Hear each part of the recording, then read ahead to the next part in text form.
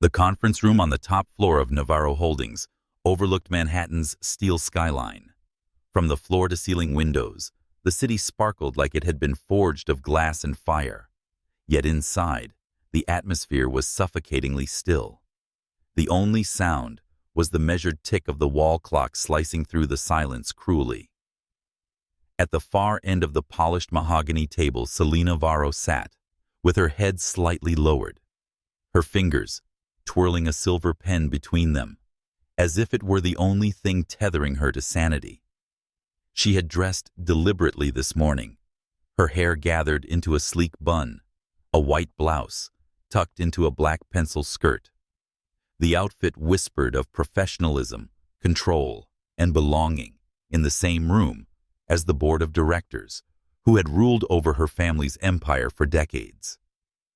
But beneath the crisp fabric and perfect posture, her chest ached with the heavy beat of nerves.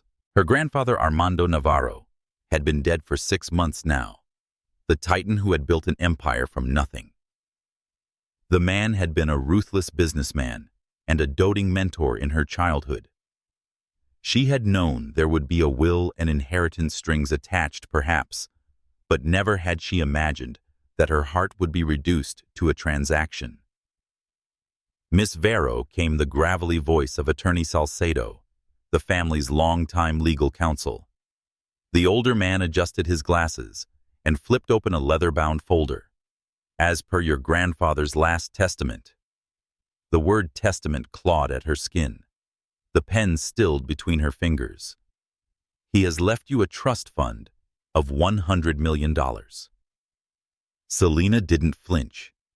She had known of the trust. It was no secret. Money to her was sound, yes, but never the core of her dreams. Her passion lay in design, crafting breathing spaces, and building a firm away from the Navaro shadow. Salcedo's tone shifted, deliberate, weighted. However, there is a condition. A ripple of unease crossed her spine. The board members exchanged glances, men in dark suits and women in pearl necklaces, their expressions unreadable. What kind of condition?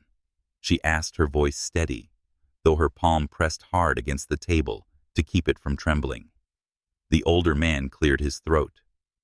You will only gain access to the trust fund if you marry before your 30th birthday to a man approved by the board. For a heartbeat, the world tilted.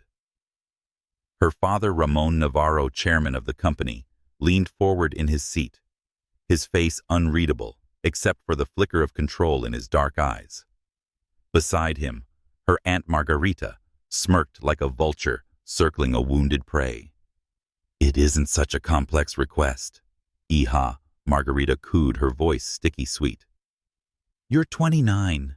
A few months to find a husband, it's practically a walk in Central Park.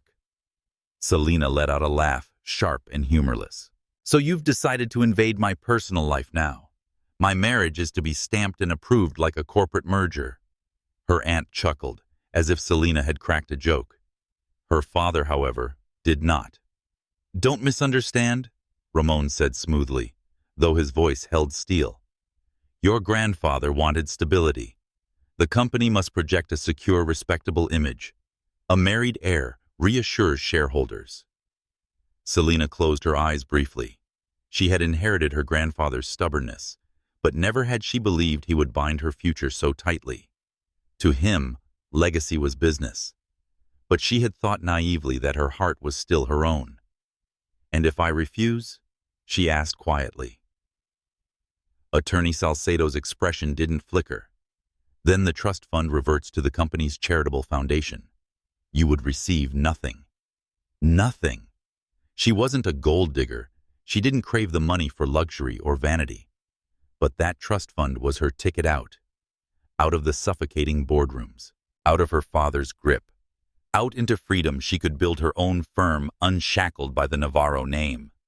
She inhaled sharply, the air burning down her throat. And how does this approval work? She asked, her tone clipped. At her father's snap, his secretary slid another folder toward her.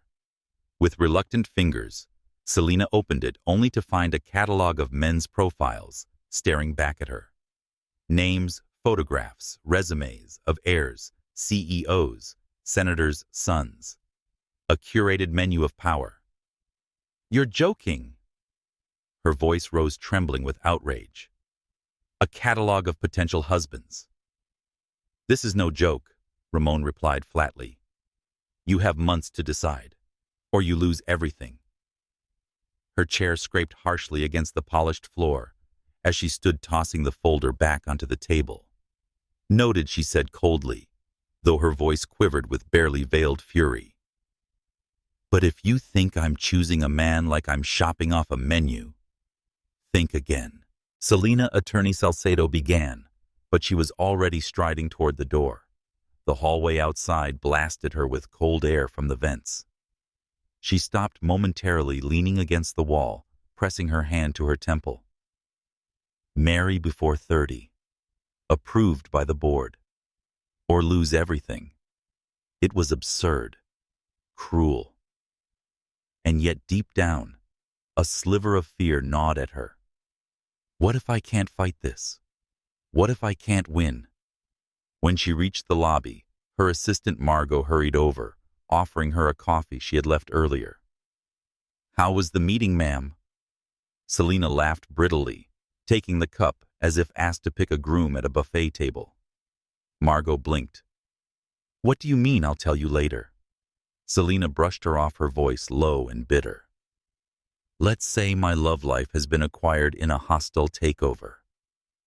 They stepped outside onto Fifth Avenue, where the city's rhythm pounded on indifferent to her unraveling world. That was when fate, or perhaps something darker, threw the first twist into her carefully balanced rebellion. Her driver Eddie rushed to her with panic in his eyes. "Ms. Varo, the car has a flat tire rear wheel. I can call for a tow, but it will take at least an hour." An hour she didn't have. She was already 20 minutes late for a client meeting at the Waldorf Astoria Hotel in Midtown. "Stay with the car," she muttered, pulling out her phone to order a ride. She tapped the app only to be met with the words, "No vehicles available rush hour." Of course. As she cursed under her breath, a sleek black SUV slid to a halt before her. The tinted window rolled down, revealing a man with piercing gray eyes and a charming and dangerous smile. "You look like you could use a ride," he said, his voice low-edged with arrogance. Celina stiffened. "And who the hell are you?"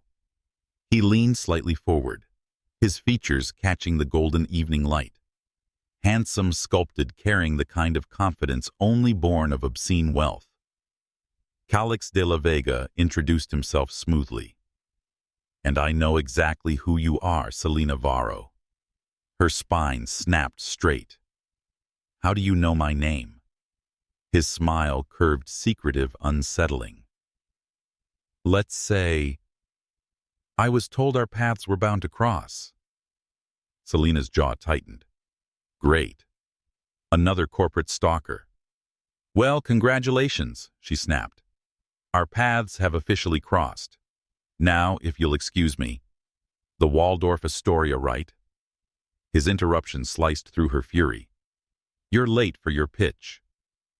"Shall we?" She froze, narrowing her eyes. "You've been following me." "Not exactly," he said casually, with one hand on the steering wheel and a loose posture yet calculated. "Coincidence. I have business there myself. The choice is yours. Get in and make it to your meeting or wait here another hour." Every nerve in her screamed to walk away, but time was against her, and her frustration was already boiling. "Fine," she hissed, yanking the door open and sliding in beside him. But no small talk. For a moment, the car was filled with silence, save for the hum of the city. Yet Celina could feel his gaze flicker toward her, as if studying her like a puzzle he was determined to solve. "You're not from around here, are you?" he finally asked. She shot him a glare. "What makes you say that?" "The way you carry yourself. Like you're untouchable. Perfect for a board-approved image." Her breath hitched, the words slicing too close to her private nightmare. And why do you care about the board's approval? Calyx's gaze met hers directly, a spark of something unreadable in his eyes. Let's say I have my reasons. A warning bell rang in her chest. He wasn't just a stranger. He was a player in a game she hadn't even known had begun. And the game, she realized with a shiver, was far more dangerous than a dead man's will. Chicago in late autumn had a way of reminding Celina of contradictions. The skyline was all sharp angles and cold steel, but down at street level, the air smelled of roasted chestnuts, damp leaves, and ambition dressed in wool coats. She had come here to breathe, to throw herself into work away from the suffocating glare of New York and her father's boardroom demands. The Waldorf Astoria Chicago had commissioned her to redesign their executive lounge. It was supposed to be a victory, her project, her stamp as a designer, beyond the shadow of Navaro Holdings. If she nailed it, doors would open to her dream, a design firm, with her name on the glass, not her grandfather's. But of course, dreams had a way of being hijacked. Ms. Varo, your guest is here. Her assistant Margot peeked into the hotel's temporary office space, which they had converted into a studio. She looked nervous. What guest? Celina didn't bother looking up from the sketches sprawled across the drafting table. Before Margot could answer, the door opened, and the air shifted. There he was, Calyx de la Vega. Perfectly tailored dark suit, no tie. His hair slightly unruly, in a way that felt too intentional to be careless. He carried a cup of coffee, like it belonged in his hand, like the entire room belonged to him. Celina froze pencil, stilling mid-stroke. Of course he'd show up here. What are you doing in my workspace? She demanded finally, lifting her gaze. His smile was infuriatingly calm. Technically, it's the hotel's workspace, and the hotel is one of my investments. Her heart skipped. Not because of him. No, she reminded herself, but because of the trap she could feel tightening around her. So, you just happened to stroll into my project, she said. Her tone clipped. Coincidences make life enjoyable. He set the coffee on her desk. And you might need this. Black 2 sugars. You strike me as the type who pretends she doesn't like sweet things, but secretly does. Margot coughed discreetly, eyes darting between them, like she had stumbled into an episode of a show she wasn't supposed to watch. Celina waved her off, and the assistant disappeared, leaving them in a throbbing silence. She hated how accurate he was. You've done your research, she said coolly, picking up the cup but refusing to sip. What's next? A file on my grocery receipts. Calyx leaned against the table's edge, too close, his confidence practically dripping onto her sketches. You think too little of me, Celina. If I wanted to stalk you, I wouldn't be this obvious. Her jaw tightened. Then what do you want? His eyes flickered, and for the briefest moment, just a fraction of a second, there was something raw there, something vulnerable, but it vanished under his usual armor of charm. What I want, he said softly, is a partnership, but not in the way your board imagines. Her pulse tripped, dangerous words. He threaded a needle she wasn't sure she wanted him to pull. Later that evening, she walked through the glass-walled lounge, the city's lights glittering like spilled diamonds below. She traced her fingers over the mock-up models, imagining fabric textures, lighting angles, and furniture curves. And yet his presence lingered. Damn him. Why had he shown up here? Why was he inserting himself into her work, her sanctuary? Because he wanted something they always did. The board, her father, and the men in their glossy catalogs of eligible bachelors wanted control. Calyx, with his smile and secrets, was no different. Except he unsettled her differently. He didn't just push at her defenses. He slipped between them casually, like a thief who knew the locks by heart. The next morning, as she prepared to present her first concept to the hotel's executives, She caught sight of Calyx in the hallway outside the conference room. He was laughing with one of the directors, his hand in his pocket, his entire aura radiating effortless belonging. And then, without even glancing, he knew she was watching. His head-turned eyes catching hers through the glass. A small, knowing smile tugged at his mouth. Heat shot up her spine. She looked away, first furious at herself for reacting. The presentation went well better than well. Her concepts impressed, her designs praised. But as the applause died, she noticed Calyx in the corner of the room, leaning back in his chair studying her, not like a client or an investor, but like a puzzle piece he'd already fit into the picture in his mind. She hated the shiver that ran through her. That evening, Celina found an envelope under her door at her hotel suite. No name, just her initials scrawled in elegant ink. Inside a single page. Every empire is built on conditions. Which ones will you break first? No signature. But she didn't need one. She crushed the paper in her fist, heart racing. The board was tightening its grip. Calyx was circling, and she was running out of time. Days bled into weeks. He kept appearing, sometimes with coffee, sometimes at site visits, sometimes in moments when she was too exhausted to fight back his easy conversation. He never pressed too far, never declared his intentions outright.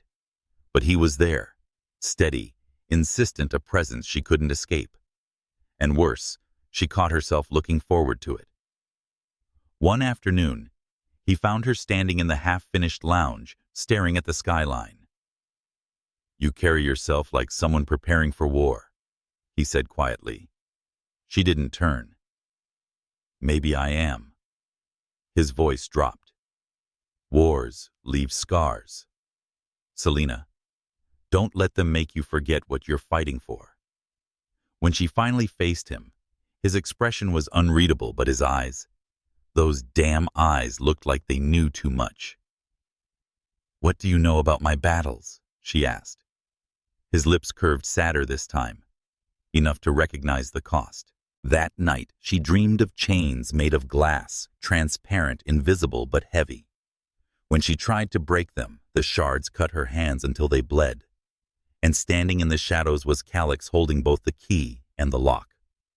She woke trembling, whispering into the darkness. "What are you after?"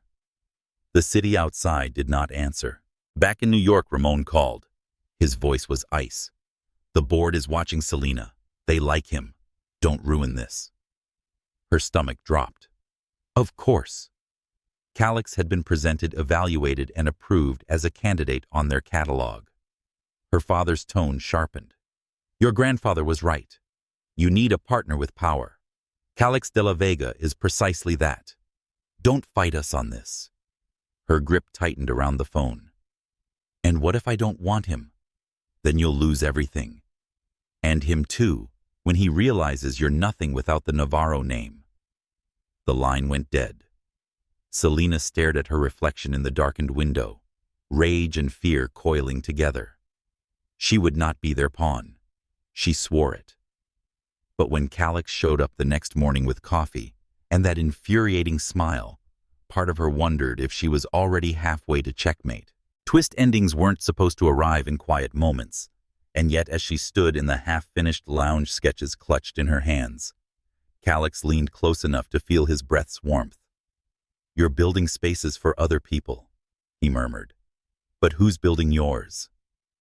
Her throat tightened. She didn't have an answer, and she hated how much that terrified her. The Navaro mansion had always been a fortress, not a home. Its limestone facade on Manhattan's Upper East Side glowed under chandelier light. But Celina knew the walls carried more contracts than laughter, more secrets than lullabies. Tonight, those walls felt even heavier. She smoothed the silk of her navy dress as she followed her father into the dining hall. 12 board members waited, each seated with a glass of brandy like priests preparing for ritual sacrifice. At the head sat Ramon Navaro, flanked by Aunt Margarita, her smile sharp enough to slice through bone. Celina hated that her pulse betrayed her. Tonight wasn't just dinner. It was an evaluation. Not of her, of him. The double doors opened, and there he was, Calyx de la Vega, in a black suit that looked effortless and calculated, as if he'd borrowed charm directly from the night sky. He carried a small box of chocolates for Margarita, and a bottle of Bordeaux for Ramon, gestures so perfectly pitched that it almost made Celina laugh. Almost. "Good evening, Mr. Navaro. Mrs. Santos." His voice had the polished ease of someone who had learned early how to tame rooms. He bowed his head slightly respectful without being servile. Margarita's grin widened. "Handsome, well-mannered, and generous. I like him already." Celina clenched her jaw. "Of course you do." Dinner began with the clink of silver on porcelain lobster bisque, seared lamb, and champagne that fizzed like liquid gold. Celina barely tasted a bite. She was too busy watching the choreography. Calyx was performing. Not for her, for them. He laughed at the chairman's anecdotes, paraphrased economic trends, quoted her grandfather's old speeches as if he'd memorized them. He asked questions, listened intently, and offered just the right note of humor to loosen the stiff shoulders around the table. And damn it, he was good. Even Ramon, who rarely smiled unless profits spiked, nodded slightly. "This young man," her father said finally, voice resonant, "has potential. He understands legacy." A chorus of agreement murmured around the table. Celina's fork froze midway to her lips. Potential. Legacy. Approved. She forced a smile, one so tight it might as well have been carved in marble. "Exactly what I wanted you to think." Because while they were busy falling under Calyx's spell, she memorized every move. She wasn't the one being conquered. She was the one studying the battlefield. After dinner, the air shifted. The board retreated to the veranda, cigars glowing like small embers, brandy swirling in crystal glasses. Celina walked beside Calyx down the marble corridor, her heels clicking against the silence. "You're enjoying yourself," she said, her tone laced with disdain. He arched an eyebrow. "Enjoying, no. Playing, absolutely." Her steps faltered. "So you admit it. This is just a performance." "Of course it is." His smile was lazy, but his eyes were sharp. "Don't tell me you thought they'd accept me if I came in guns blazing and tattoos of rebellion on my skin." She hated that he was right. "Besides," he continued, lowering his voice, "isn't that what you want? Someone convincing enough to make them believe. To buy you time." Her breath caught. The words hit too close to the strategy forming in her own mind. They reached the veranda. The board turned expectant. Calyx slipped seamlessly into the circle, offering a comment on global markets that made one director laugh harder than Celina had ever heard him. He passed the test with a grace that felt dangerous. Because it worked. Too well. Later, when the brandy glasses had emptied and the board began to disperse, Celina cornered him near the grand staircase. "You passed," she said coldly. He tilted his head, amusement dancing in his features. Was there ever a doubt? She stepped closer, lowering her voice so only he could hear. "Don't mistake this for victory. You're not my choice. You're my solution. There's a difference." His smile faded, replaced by something sharper. "So, I'm your pawn. You'd be my exit strategy." She corrected, her eyes narrowing. "I get the inheritance. Then we part ways. Everyone's happy." He studied her silently for a moment, as if peeling back layers she had worked so hard to keep hidden. Then he leaned in, his breath grazing her ear. "Careful, Celina," he murmured. The game you think you're playing. Sometimes it plays you back. Her heart thudded painfully. She turned away before he could see the flicker of uncertainty in her eyes. That night in her suite, she stared at the engagement ring the board had slipped onto her finger like a shackle. Diamonds gleamed under lamplight, beautiful and heavy. She should have felt triumphant. She had secured her position and manipulated the board into believing their chosen candidate was hers. She had bought herself time. So why did it feel like she had just handed them the key to her heart? Her phone buzzed a text. Calyx, smile tomorrow. You're supposed to look happy. Her chest tightened. She typed back before she could stop herself. Celina, don't tell me what I'm supposed to be. 3 dots appeared, then disappeared, then nothing. She threw the phone aside, lying back on the bed with a sigh that tasted of anger and something she refused to name. The next morning, the Navaro board summoned her to a press conference at their headquarters. The ballroom glittered with chandeliers, cameras flashing like storms. Ramon stood at the podium, his hand heavy on Celina's shoulder. He announced, "Ladies and gentlemen," his voice booming, "it is with great pleasure that I introduce my daughter's fiancé, Mr. Calyx de la Vega." The crowd erupted in applause. Celina forced a smile, her cheeks aching with the effort. Calyx slipped his hand into hers, the gesture practiced perfect for cameras. "Smile," he whispered against her ear, his tone a mocking echo of his text. She did. She had no choice. But inside, a different smile was forming, one he couldn't see. Because if he thought he was leading this game, he was underestimating her. And Celina Varo had never lost a war she set her heart on.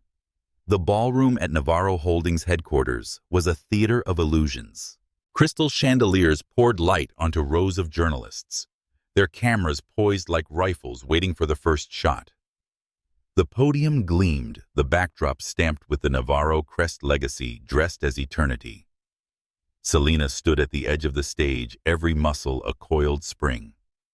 Her father's hand pressed firmly against her back, guiding her forward as if she were another quarterly report to be presented, not a woman with a pulse and a will. And then the announcement. "Ladies and gentlemen," Ramon declared, voice steady as gospel, "my daughter Celina Varo is engaged to Mr. Calyx de la Vega." The words detonated. Applause erupted, cameras burst into a frenzy of flashes. The crowd swallowed them whole, Celina and Calyx branding them with the heat of attention. She forced a smile, the kind that felt like her skin might crack under its weight. Calyx reached for her hand, fingers threading through hers with infuriating ease. His grip was steady, rehearsed, convincing. For the audience, it was perfect. For Celina, it was a cage. "Smile." "Celina," he whispered against her ear, his voice low enough for only her. "You're supposed to look happy." She tilted her head, lips curling into something that could pass for joy. "Don't mistake this for happiness," she whispered back. "It's a strategy." But then he pulled her closer, just slightly enough for the cameras to catch the intimacy. His breath brushed her cheek, as if savoring her scent, and the press roared with delight.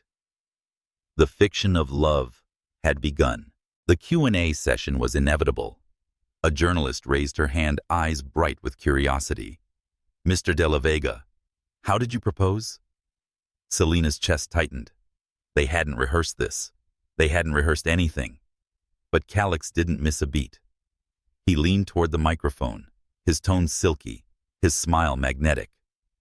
"I flew her to a private island," he said, as if recounting a fairy tale, "just the two of us under the stars." I barely finished the question before she said yes. The room swooned. Celina nearly choked. What the hell is he talking about? Her eyes snapped to him, but he only tightened his grip on her hand, a silent command to play along. Cameras clicked like gunfire. So she smiled, teeth bared like a wolf disguised in white lace. Afterwards, she yanked him into a corner in the deserted hallway beyond the ballroom. "What the hell was that?" she hissed, voice shaking with fury. He looked down at her with infuriating calm, making the story believable. "You just turned me into a lovesick fool in front of half the country." Exactly. His tone was maddeningly casual. The more they believe, the less they question. She stared at him, her chest rising and falling like a storm trapped in silk. "You enjoy this, don't you? Playing puppet master?" A flicker crossed his eyes, something she couldn't name. "No, I enjoy winning." And damn him, he was winning. By the next morning, her phone wouldn't stop buzzing messages from friends, colleagues, and clients.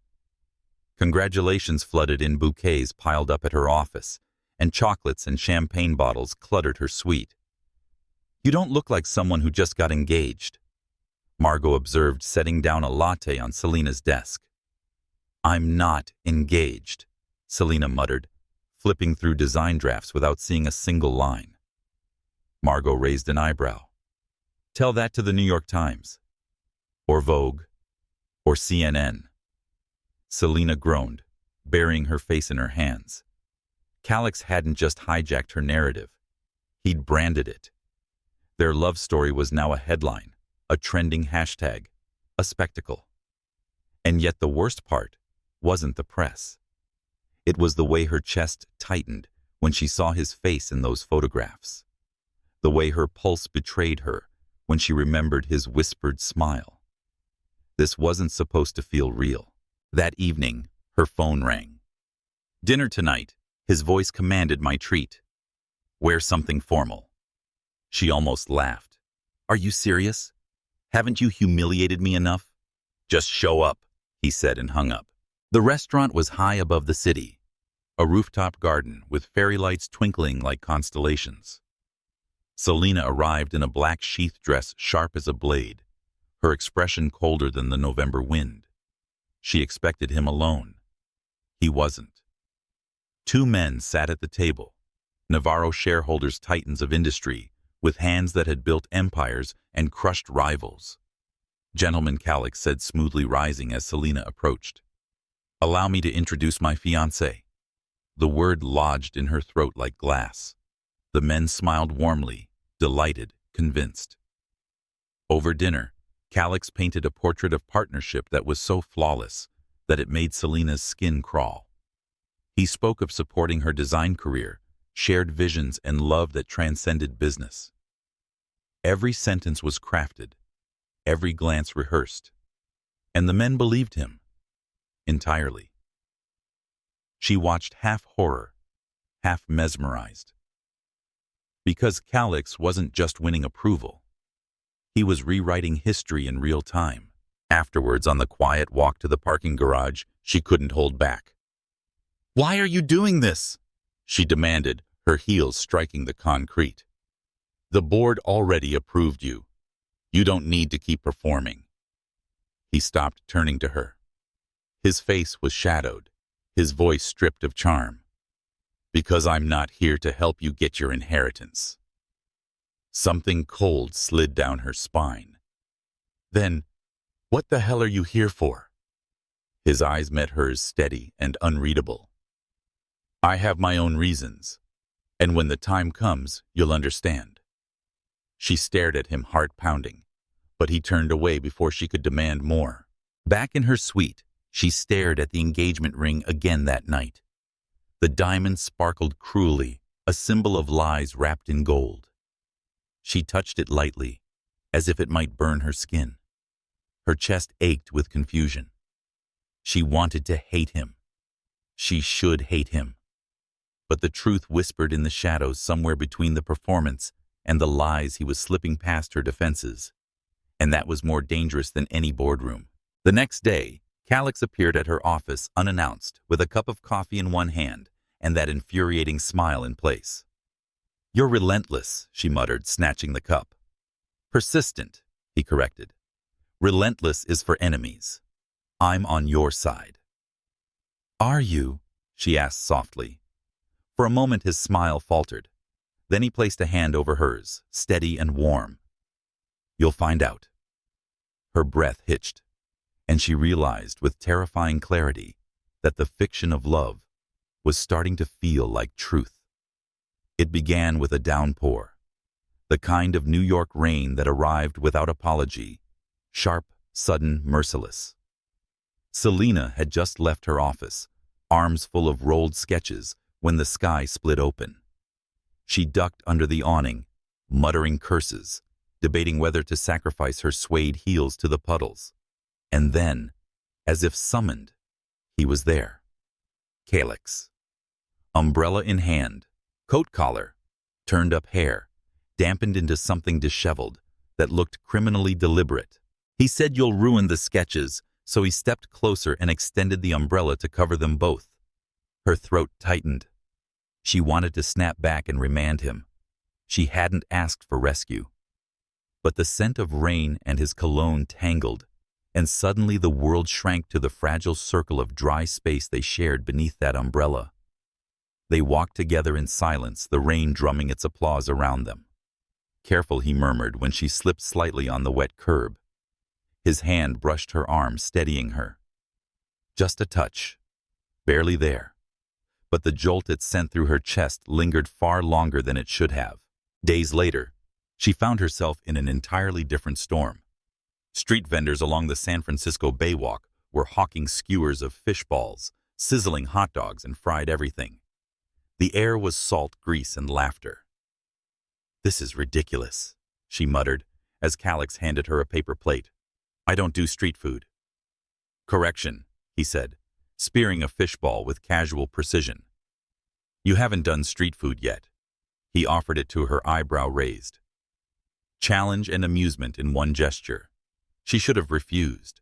She should have rolled her eyes and walked away. Instead, she leaned forward, lips brushing the wooden stick as she bit into the fishball. Savory, crispy, infuriatingly good. Her cheeks warmed when she realized he hadn't looked away. He was watching her as though she were a puzzle he enjoyed solving piece by piece. "Not bad?" he asked. "Don't get smug." She popped another into her mouth, glaring at him through the steam of the fryer. His laugh, low, genuine, slipped past her defenses like sunlight through cracks in stone. Later, he dragged her to an amusement park in Santa Monica. She protested the entire drive. "I have work. I don't have time for roller coasters." "You've got time to forget how to breathe," he said dryly. "This will help." And somehow she ended up in a gondola of the Ferris wheel, the city sprawling like a jeweled quilt below them. The wheel climbed higher, and her bravado slipped. "You're not scared, are you?" he asked, grin infuriating. "Of course not," she lied, fingers white-knuckling the safety bar. His hand covered hers, warm, steady grounding. "Relax," he murmured. "I won't let you fall." The words were simple, yet they burrowed deep, lodging somewhere between her ribs, where fear and longing tangled. Against her will, she leaned slightly against him, listening to the quiet strength in his heartbeat. For the first time in days, the chaos quieted. It became a pattern. A cup of coffee slipped into her hands before she could ask a text when she worked too late, commanding her to eat. A sudden laugh broke her tension mid-meeting. They weren't grand gestures. They weren't declarations. But they were real in a way staged press conferences never could be. And that was the danger. One evening after a corporate gala where she had smiled so hard her cheeks ached, Calyx suggested a walk. She was still in her gown sequins, catching stray moonlight heels dangling from her fingers. He walked beside her, barefoot, shoes in hand, their toes sinking into cool sand along the quiet Long Island shoreline. She muttered, "You're supposed to be tired, though." Her voice lacked venom. "I am," he admitted, "but not enough to waste this." She didn't ask what this was. She already knew. The silence, the ocean's hush, the rare illusion of freedom. When the waves lapped close, she stumbled, and again his hand was there, firm, steady, unasked for. This time, she didn't pull away. Yet the closer they drew, the louder the warning bells in her head rang. One night, Lying awake, she stared at the diamond ring on her finger. It was supposed to be a symbol of strategy, a weapon in her war against the board. But the memory of his laugh over fish balls, his steady hand on the Ferris wheel, and the warmth of his palm shielding her from rain wasn't a strategy. They were something else, something terrifying. "Don't you dare confuse this," she told herself. "This is still a game." But her heart didn't listen. The following week, he found her in her office papers scattered across the desk, frustration carved into her shoulders. "Long day?" he asked, leaning against the doorway. She glared. "You always show up uninvited. Maybe you secretly like it. Maybe I don't." He stepped inside, closing the distance. "Maybe you don't know the difference anymore." Her breath caught. She hated that he was right. She whispered, "Go home, Calyx." But it sounded weak. Instead, he placed a coffee cup on her desk, his fingers brushing hers deliberately this time. "I'll leave when you tell me to. Really tell me." She didn't. She couldn't. She replayed it all at night: the umbrella, the Ferris wheel, the sand beneath her feet.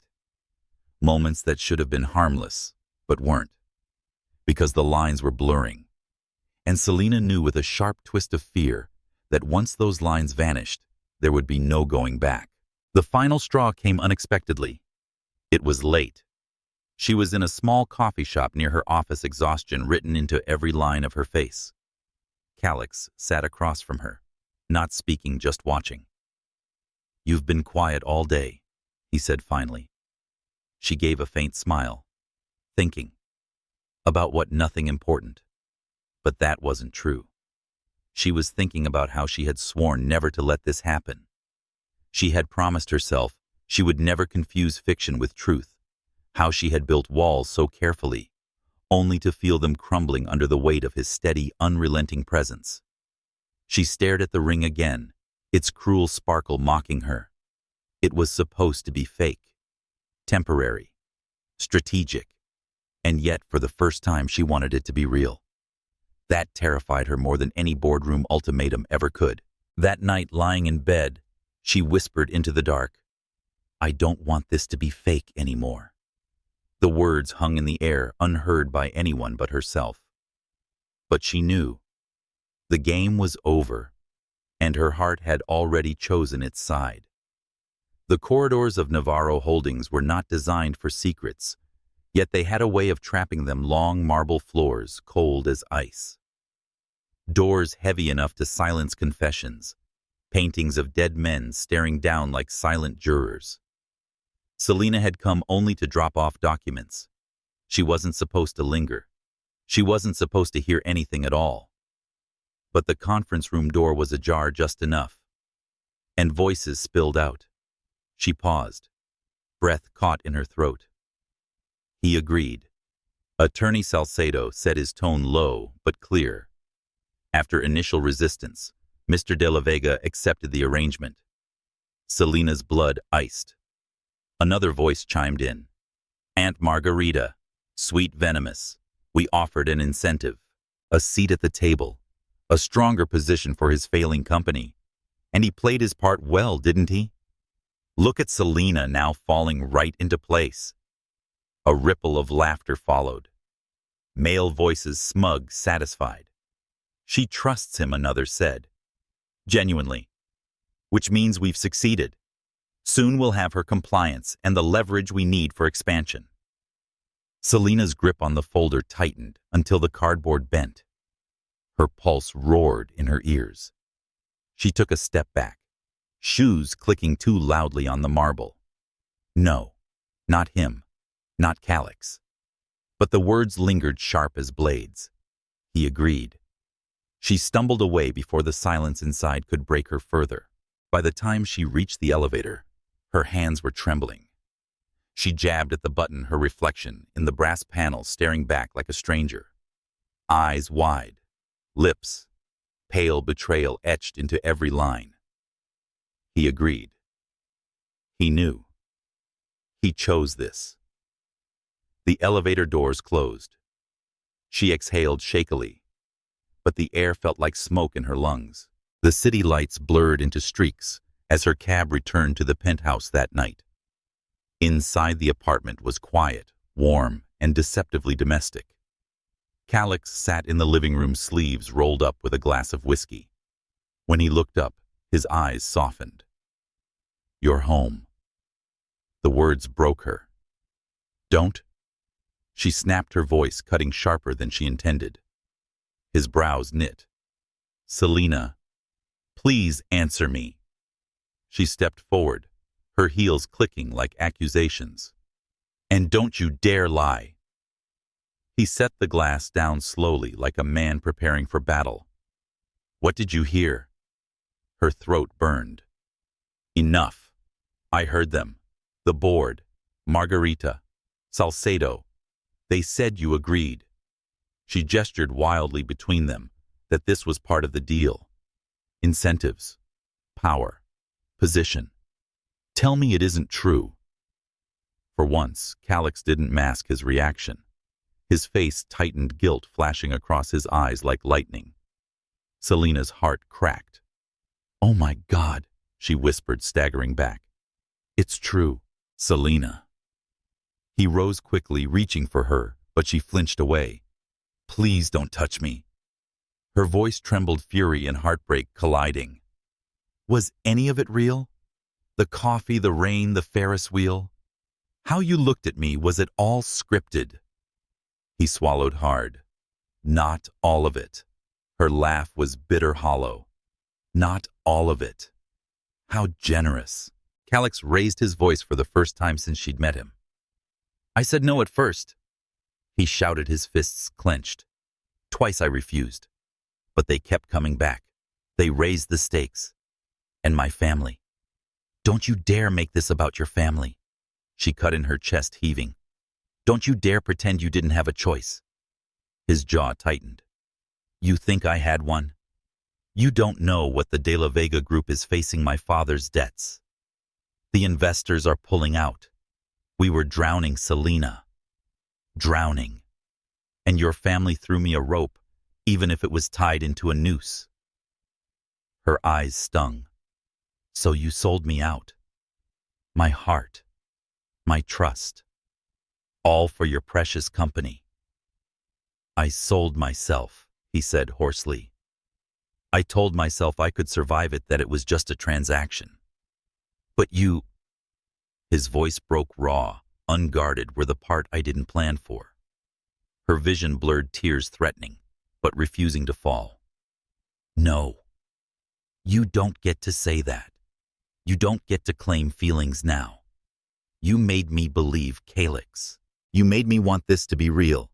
And all along you were cashing in on my name."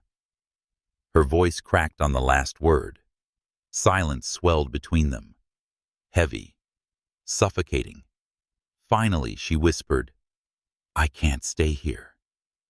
She turned, grabbing her coat. "Celina, wait." His hand caught her arm. Not rough, not cruel, but desperate. "Please. It wasn't all lies. I swear to you." She yanked free, her chest burning. "Why can't I tell the difference if it wasn't lies?" She didn't look back. She left that night. The penthouse door slammed behind her, echoing like a verdict. Outside, the air bit cold against her skin, but she welcomed it. At least the cold was honest. Days blurred. She disappeared into a villa in Tagaytay, far from the city, far from Calyx, far from the poisonous grip of her family. Her friend Lara visited, laptop in hand, with investigative instincts as sharp as ever. Together they sifted through news reports, whispers in the business press, rumors of canceled projects and unpaid debts.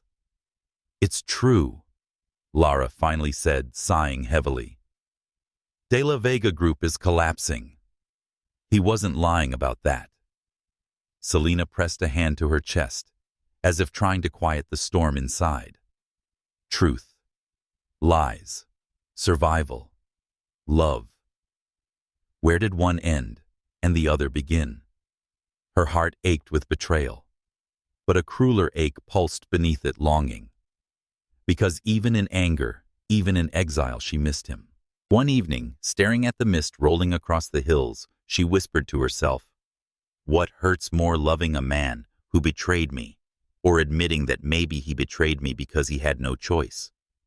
The silence didn't answer. Back in New York, Calyx sat alone in the penthouse, the glass of whiskey untouched. The city lights flickered beyond the window, but he didn't see them. All he saw was her walking away, and the cracks in the glass were spreading fast, unstoppable. The Navaro conference room had always felt like a cathedral to Celina, grand, cold, echoing with sermons of power. But today, it felt like a courtroom. Her father sat at the head of the table, spine-rigid glasses perched low on his nose, as though he were already reading her verdict. Aunt Margarita lounged nearby, lips curved in a smile too sharp to be kind. Around them, board members whispered papers, shuffled the air thick with expectation. Celina walked in wearing black, not mourning, not surrender armor. She laid her hands flat on the table nails, painted the red of defiance. "You will not decide my life," she said evenly. Her voice did not shake, though her pulse hammered against her ribs. Ramon lifted his gaze slowly like a man humoring a child. "This isn't about your life. This is about the Navaro legacy. Your grandfather built something that must endure.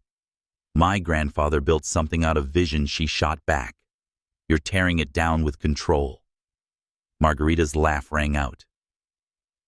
"Control. Darling, what you call control, we call survival. Look at you, angry, emotional. Do you think investors put their money in tantrums? They want stability. They want order. And Calyx gives us that." The mention of his name hit her like a knife. She swallowed, steadying herself. "You think chaining me to a man for convenience is stability? It's desperation. It's cowardice." Gasps rippled around the table. Even Ramon's jaw tightened. "Watch your tone," he warned. Celina leaned forward, eyes blazing. "No, watch yours. Because for the first time, I'm not the child you lecture. I am the woman carrying your name and deciding what it means." The silence followed was heavy, broken only by the faint hum of the lights above. Ramon finally set his papers aside. "If you refuse the terms, you lose everything. The trust fund, the shares, your seat at this table." "Then take it," she interrupted, her voice steel. "Take your money, your legacy, your boardroom kingdom. I don't want a future written in chains." The board erupted into murmurs, some scandalized, others intrigued. Someone had thrown fire back into their polished faces for the first time. And Celina stood in the blaze unburned. Calyx felt the shift that night in the penthouse he still called home. He had been pacing for hours trying to drink courage from a glass that remained stubbornly full. When the door clicked, he turned, heart lurching, hoping it was her. It wasn't. It was Margot, Celina's assistant, eyes stormy, voice clipped. She stood against them, she said, dropping a folder on the table. "You're aboard her father." She chose defiance over inheritance. Calyx froze, the words cutting through him. "She... what?" "She walked out, Calyx. Without the money, without the protection. And you..." Margot's glare was sharp as glass.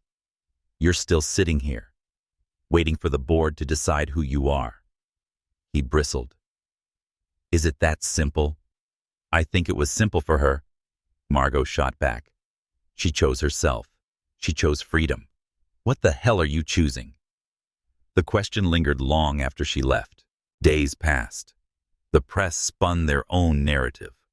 Navaro princess, defiant engagement. Uncertain stock prices wavering. Investors whispered. Reporters camped outside her apartment, her villa, anywhere she might breathe. And through it all, Celina kept her silence. Until she couldn't. The confrontation came at midnight in her father's study. Ramon was pouring himself bourbon, the golden liquid catching the lamplight. He said, I know why you're here not bothering to turn. You think passion wins wars. It doesn't. Strategy does. Celina stepped inside her heels, sinking into the thick carpet. Then why does your strategy look like a cage? Ramon faced her glass in hand. Because cages keep dangerous things contained. Her laugh was bitter. Is that what I am to you? Dangerous to yourself, he said coldly. To everything your name stands for. You think you're free without us, but nothing without the Navaro crest. She lifted her chin, every word deliberate. Then watch me build a life where my name doesn't cost my soul. His eyes darkened. You would walk away from everything I already have, she whispered, and she meant it. Elsewhere, Calyx stared at his reflection in the glass walls of his office. The city stretched behind him, a jungle of power and ruin. De La Vega Group was collapsing each headline, another crack in the foundation. He remembered Celina's eyes when she discovered the truth hurt, betrayed, yet burning with something he couldn't name. He wanted to fix it, to fix her. But how do you rebuild trust when you've been the hammer breaking it? The next evening, fate or cruelty delivered her to him. A charity gala. Cameras flashing, gowns sweeping, champagne flowing. Celina arrived alone, every inch of her sculpted in poise. The diamond on her finger was still there, but it glinted like a weapon, not a promise. Calyx crossed the floor before he could stop himself. Celina. Her name left his lips like a prayer. She turned eyes, sharp smile, colder than the marble columns. Mr. de la Vega. Still playing your role. Please, he said softly. Not here. She tilted her head. Why not? Isn't here exactly where you shine? Under lights, spinning stories, selling illusions. The words stung, but he took them. He deserved them. Not everything was an illusion, he whispered. Her eyes flickered just for a moment. Then the mask slid back. Then prove it. Not with words, Calyx. With choices. And she walked away, leaving him anchored in the storm of applause. Back in her apartment, Celina stared out at the skyline. The weight of her father's words, the board's manipulations, and Calyx's confession pressed heavily on her chest. But beneath the weight, something else stirred. Resolve. She couldn't erase the betrayal, couldn't forget the lies, but she could choose her own ground. And if Calyx wanted to stand beside her, he would have to bleed for it. Far across the city, Calyx finally set down his untouched glass. For once, the decision was clear. If love were a war, then it was time he stopped fighting for survival and started fighting for her. The boardroom of De La Vega Group smelled of panic. Stacks of reports littered the long mahogany table. Words like insolvent and default glared from spreadsheets. Executives muttered in frantic tones, their polished suits unable to mask the sweat staining their collars. And at the head of the table sat Calyx's silent jaw carved from stone eyes, shadowed with exhaustion. Without Navaro's support, the CFO stammered, "We'll collapse in 3 months, 6 at best. Payroll, debts, contracts, we can't cover them all." Calyx said nothing. He folded his hands, the weight of generations pressing into his shoulders. This is the cost of my choices, he thought. This is the noose tightening. But even as ruin coiled around him, one image haunted his mind. Celina's eyes aflame with defiance, whispering, "Prove it." Meanwhile, across the city, Celina stood before her mirror. Her reflection no longer looked like the dutiful daughter, the pawn in her family's empire. She saw instead a woman forged in fire, wearing resolve as her crown. Margot entered quietly, tablet in hand. "The financials you asked for," she said, handing them over. "You really mean to do this?" Celina nodded, scanning the numbers, her lips a tight line. "If the Navaros can destroy, then I can build. And I won't let them or anyone decide who I am anymore." Her pulse quickened, not with fear, but with something sharper: freedom. She had walked away from her father's inheritance, but she still had her trust fund, her savings, her mind, and she would use them not as chains, but as wings. The next morning, the De La Vega boardroom doors burst open. Executives straightened in shock as Celina Varo entered clad in a fitted navy blazer that cut sharper than any blade. In her hands, an envelope. Behind her, Margot wheeled in a cart stacked with binders. Calyx rose instantly, disbelief flickering across his face. Celina. She didn't look at him. Not yet. Gentlemen. She began, her voice calm but commanding. I know you see a collapsing company. I see an opportunity. And I am not here as a Navaro pawn. I am here as Celina Varo, the woman who chooses where her name belongs. Gasps. Whispers. She opened the envelope, laying the documents flat on the table. This is a fund transfer, 1 million from my trust, 10 million from my personal savings. It's not enough to solve everything, but enough to breathe, to restructure, to rebuild. The CFO blinked in shock. You're investing? Celina nodded with one condition. The Navaro board will never again meddle in De La Vega affairs. You stand free or you fall free, but you will never again be leashed. Her eyes finally met Calyx's, and in them was fire. For a moment, silence. Then chaos, executives arguing, some ecstatic, some suspicious, all overwhelmed. Calyx could only stare at her.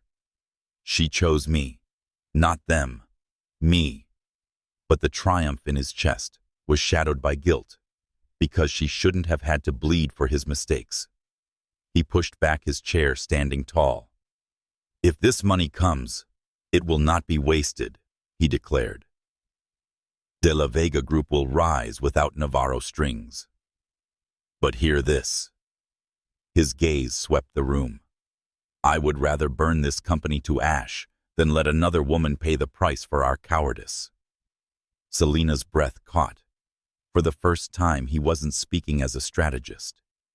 He was speaking as a man. When the meeting adjourned, the air still buzzing, Celina turned to leave. But Calyx followed his steps quick. Celina, wait. She stopped in the hallway, shoulders stiff. You didn't have to do this, he said softly. Yes, she replied without turning. I did. Because unlike you, I don't play to survive. I play to win. He flinched. And do you think saving me is winning? Finally, she faced him. Her eyes shimmered not with softness, but with steel wrapped in ache. I didn't save you, she said. I saved them. Your people. The ones who had nothing to do with your deal, lies, or choices. They don't deserve to fall because of you. The words cut deep. But then, almost too quietly to hear, she added, and maybe, because I can't watch you drown even when you deserve it. Calyx's chest tightened. He wanted to reach for her, but her posture was unyielding. Instead, he whispered, Then let me earn it back, not the company. You. Her silence was both a wound and a promise. Weeks passed. The headlines shifted. De La Vega restructures. Navaro withdraws support. Navaro Heiress goes rogue. Celina buried herself in building her design firm, the dream she had always shelved. Calyx buried himself in salvaging his company piece by fragile piece. And in the quiet, they circled each other like two planets, caught in a dangerous orbit, separate but inexorably pulled together. One night long after midnight, Celina left her office. She was exhausted, hair tied loosely, ink smudged on her hands. And there he was, leaning against her car in the same worn white shirt he'd once worn in her kitchen sleeves, rolled to the elbows. You should sleep, he said gently. She sighed. You should stop waiting for me. Not until you tell me to leave. She froze, the words echoing their last confrontation. Only now they didn't sound like manipulation. They sounded like surrender. Calyx. Don't answer. Now, he cut in, stepping closer. Just let me try. Not as a pawn, not as a businessman, just as a man who loves you. Let me try. Her chest ached. Every part of her wanted to resist. But another part, stubborn, reckless longing, wanted to believe. So she said nothing. And for the first time, silence felt like hope. The weeks that followed blurred lines once more, but differently. At her firm's launch, he was quietly in the back row, sending flowers without a name. He was there after long days, dropping by with takeout when she forgot to eat. He was there not with grand gestures, but with the kind of presence that felt less like spectacle and more like home. And Celina found her heart softening despite herself. Because this Calyx wasn't the board's puppet. He wasn't even De La Vega's heir. He was simply a man standing before her, stripped of everything but his devotion. That may be enough, but love built from ashes is fragile. And as Celina stared at the skyline one night, the diamond ring glinting faintly on her finger, she knew forgiveness was not the end. It was the beginning. The fire had only just begun. Calyx had once been a master of spectacle. But when he began courting Celina again, there were no headlines, cameras, or performances. Instead, there was the quiet. A cup of coffee was left on her desk before she arrived. A text at 11 p.m. that read, "Sleep. I'll guard your dreams from here." A visit to her office with her favorite takeout when he knew she hadn't eaten. The gestures weren't grand. They were human. And that was precisely why they disarmed her. One evening, she found him waiting on the sidewalk after a long day at her design firm. No chauffeur, no limousine. Just Calyx's hands shoved into his coat pockets, looking almost ordinary. "You're persistent," she said, arching a brow. "Persistent men win wars," he replied. Then softer, "And women's hearts." She rolled her eyes, but her lips betrayed the ghost of a smile. Their dinners were no longer about shareholders or strategy. Sometimes it was ramen in a corner shop, steam curling around their faces as the city moved outside like a blur.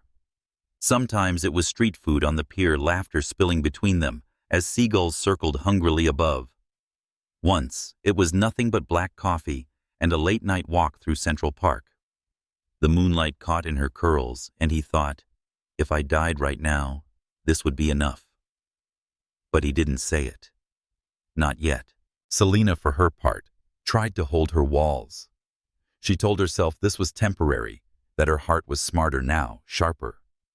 But walls don't crumble with force. They crumble with touch. And every time his hand brushed hers, and his laugh slipped into her silence, he looked at her like she wasn't a Navaro, wasn't a pawn, but his. The bricks fell one by one. It was late one Friday when he brought her to the old carousel on the edge of Brooklyn Bridge Park. Its painted horses were frozen mid-gallop, closed for the night, locked in perpetual flight. "How did you?" she began. But he was already jingling keys. "Connections," he said with a smirk. He flipped the switch, and the carousel whirred to life.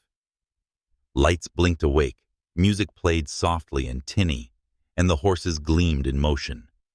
He offered his hand. "Dance with me." "Here," she asked, incredulous. "Here." She should have refused, but his hand was warm, his smile quiet, and the moment already belonged to them. So she stepped closer. Beneath the glow of carnival lights they swayed. Her head found his shoulder. His breath steadied against her temple. The world shrank to the rhythm of music older than either of them. For once, she didn't think of betrayal. She thought of the possibility, but the possibility is fragile, and fate is cruel. The first crack came in the form of a headline. "Mystery investor buys stake in De La Vega Group." Celina read it over breakfast, and the words were as sharp as a glass. She skimmed further, heart pounding. The investor, Navaro Holdings. Her father had found another way back into Calyx's world. When she stormed into his office, he looked up startled. You knew she accused slamming the paper onto his desk. His brows furrowed. I didn't. I swear, Celina, I had no idea they don't. Her voice shook. Don't you dare lie to me again. I'm not lying. His voice rose desperate. I wouldn't risk you like that. Not again. But the shadows of their past hung heavy, whispering otherwise. That night she couldn't sleep. She stared at the ceiling, the ring glinting faintly in the dark. She wanted to believe him. She almost did. But belief requires trust, and trust once shattered doesn't return whole. The second crack arrived days later. Margot burst into Celina's office, tablet in hand, eyes wide. There's chatter, she said breathlessly. The Navaros aren't just investors. They're maneuvering for a takeover. If Calyx isn't careful, he'll lose everything. Celina's blood ran cold. Her father wasn't finished with her or with Calyx. And the cruel part. She couldn't tell if Calyx was hiding it from her to protect her, or because he was still playing the game. That evening she confronted him. She said, you should have told me, her voice low but steady. I wanted to protect you, he answered, meeting her gaze. I thought if I carried it alone. Don't you see? She cut in, chest tight. That's the problem. You keep carrying things alone. You shut me out. And then I'm left wondering if I'm your partner or your pawn. The silence stretched. Finally he whispered, You're not my pawn. You're my compass. The only thing that's ever made me want to walk straight. Her heart ached. God, she wanted to believe him. But belief is not love. It's a risk. And she wasn't sure yet if she was ready to leap again. The third crack came when she least expected it. A gala, another shimmering cage of gowns and champagne. She had attended for her firm to court clients, not to see him. But there he was across the room, looking impossibly tall in black. His eyes finding hers like magnets. She looked away. Moments later, her father appeared at her side, a serpent in silk. You see? Ramon murmured. He still dances on strings, ours, not yours. Her jaw clenched. You'll never own me again. He smiled thinly. Maybe not. But him. That's another story. The words sliced her open. Because deep down she wasn't sure if her father was wrong. Later that night, Calyx found her on the balcony, city lights burning beneath them. Celina, he began. But she turned, eyes fierce, heart trembling. If you want me, she said, voice raw, then fight. Not for your company, not for survival. For me, with me, or this ends now. The challenge hung between them, sharp as glass, heavy as fate. Calyx's throat tightened. He had faced shareholders, rivals, and entire empires. None of it terrified him like this moment did.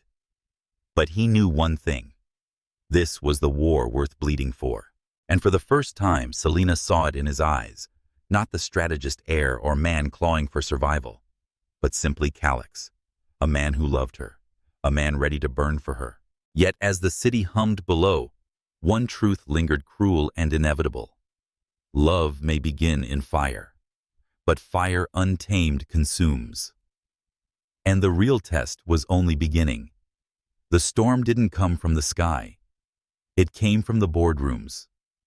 Navaro Holdings moved like a predator in the night, filing injunctions, buying votes, whispering poison into shareholders' ears. The papers screamed headlines, Navaro bids for De La Vega. Takeover imminent.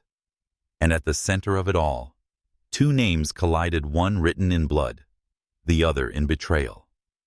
Celina Varo, Calyx de la Vega. Celina knew she had to choose her ground. She walked into her father's office one last time. The study reeked of power-aged, whiskey-polished oak, the arrogance of generations. Ramon Navaro looked up from his papers, his expression unreadable. You've come to surrender, he said, more statement than question. No, she answered. I've come to declare war. He leaned back, almost amused. War against your own blood. You'd burn your inheritance for him. Celina stepped closer, her voice steady, each word sharpened like glass. I would burn every cent of Navaro if it meant my life finally belonged to me. And I'd burn it twice if it meant loving him on my terms. For the first time, her father's composure cracked. His hand trembled around the glass. But Celina didn't flinch. She had inherited his fire, only hers was aimed at freedom, not control. Meanwhile, Calyx stood in his own battlefield. The De La Vega offices pulsed with tension. Shareholders demanded answers. Employees whispered, and creditors loomed. He had no more masks to wear, no more strategies to spin. All he had left was truth. I won't lie to you, he said in the emergency meeting, his voice echoing through the hall. We are bleeding. But we will rise not because of Navaro's leash, but because we choose to stand together. And if that means losing everything, then we lose with dignity. The room was silent. Then applause. Not unanimous, but enough. Calyx felt the shift. For once, loyalty wasn't bought. It was earned. That night, fate brought them together. Celina found him on the rooftop of the De La Vega tower, the city glittering below like 1,000 watchful eyes. The wind tangled her hair as she approached. You look like hell, she said softly. He gave a wry smile. Feels accurate. Silence stretched between them for a moment, heavy, aching, familiar. Then she whispered, I stood against him, against all of them. I chose you. Calyx's breath caught. Celina. But don't mistake this. She cut in, eyes fierce. I didn't choose you because I'm weak. I chose you because I'm strong enough to love without chains. Can you say the same? He stepped closer, his voice raw. Yes, I love you. Not as an heir, not as a businessman, not as a pawn. Just as a man who can't breathe without you. Her chest tightened. There were no contracts between them for once, only the terrifying, intoxicating truth. The takeover war reached its climax days later. Navaro Holdings launched its final bid, a hostile move backed by billions. The press swarmed headlines, split the city, braced for blood. But Celina stepped into the press conference, not as her father's pawn, Calyx's shadow, but as her own weapon. She faced the camera's, voice unwavering. My name is Celina Varo, and I stand not with Navaro, but with De La Vega. This is not rebellion, it is freedom. This is not betrayal, it is love. And if legacy means cages, I build a new one from ash. The world gasped, and the boardroom war ended, not with contracts, but with conviction. Weeks later, the dust settled. De La Vega survived, not unscathed, but standing. Celina's design firm blossomed. Her father's empire weakened, but she no longer cared. For once, she was more than her name. And one quiet evening, Calyx found her in the garden of her villa, the scent of roses curling in the air. He knelt, not with spectacle or contracts, just a simple velvet box in his hand. Celina Varo, he said, voice trembling but steady. This time no board, no bargain, no legacy. Just me, just you. Will you marry me for real? Her eyes burned, tears shimmering like diamonds. Yes, she whispered, for real. And when his lips touched hers, it wasn't strategy. It wasn't survival. It was the fire they chose. The wedding was not grand. No chandeliers, shareholders, or reporters.